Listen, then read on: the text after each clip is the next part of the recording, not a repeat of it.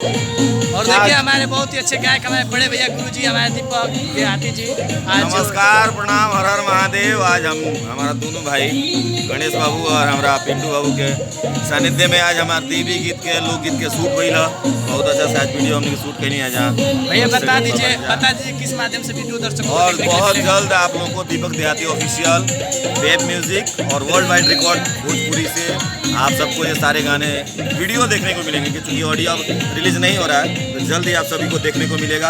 और हमारे दोनों भाइयों पे भी प्यार आशीर्वाद आप सबका बना रहे। बहुत बहुत धन्यवाद भैया आपको। हमारे देवरिया जिला में आकर दूर से आकर ये हमारे का मान बढ़ाया। जय हो, जय हो। ये हम लोग का सेटअप है, जैसे कि देख सकते हैं।